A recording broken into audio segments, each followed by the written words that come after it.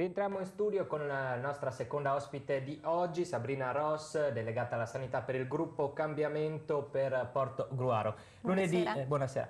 Lunedì c'è questo incontro dedicato al futuro della sanità nel Veneto orientale e a proposito dell'ospedale di Portogruaro, si riuscirà a trovare la quadra politica per difenderlo? Noi ce lo auguriamo perché come gruppo per il cambiamento abbiamo sempre sostenuto che l'ospedale di Portogruaro e la sua permanenza presso la cittadina è un interesse che va oltre la politica, transpolitico, quindi siamo ben felici che tutte le forze anche antitetiche rispetto al nostro partito, al nostro gruppo possano collaborare a questo scopo.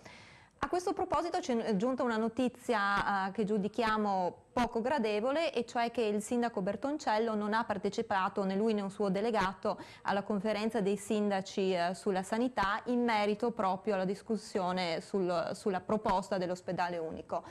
Noi ci auguriamo che questa sua assenza sia stata giustificata, perché lui si è sempre proposto come un difensore dell'ospedale di Portogruaro, quindi speriamo che la cosa non venga da lui cavalcata semplicemente come campagna elettorale, ma l'interesse sia reale, quindi attendiamo una smentita se effettivamente lui era presente o eventualmente una giustificazione per questa assenza estremamente pesante. Ma bastano questi tavoli di sanità locale o bisogna spingersi più in giù verso Venezia per difendere l'ospedale? No, io credo che non siano sufficienti questi tavoli, perché per quanto la sanità, come ben sappiamo, costituisce la voragine sulla quale il governo centrale dovrà lavorare. Pensiamo semplicemente che l'85% dei bilanci regionali sono relativi alla sanità, quindi il problema è veramente drammatico. Quello che noi asseriamo con forza è che questa sanità, che funziona sempre meno bene in Italia, cittadini che devono aspettare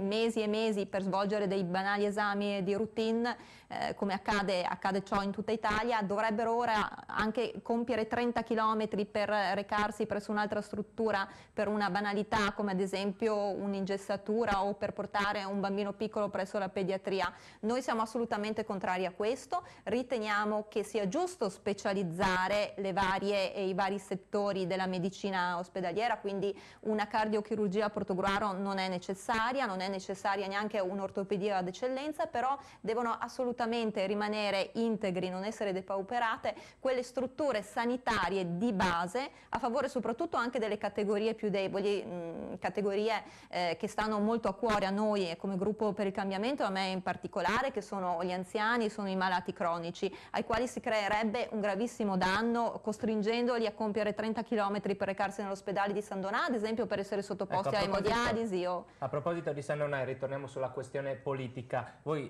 diciamo in regione siete alleati con la Lega, c'è questo rischio di incompatibilità del Zaccariotto, presidente della provincia e sindaco di San Donà, per appunto trovare una soluzione? No, io non credo. Questa è stata una cosa che è stata molto un cavallo di battaglia delle precedenti elezioni amministrative. Si affermava che la Zaccariotto, presidente della provincia, avrebbe depauperato Portogruaro a favore di San Donà.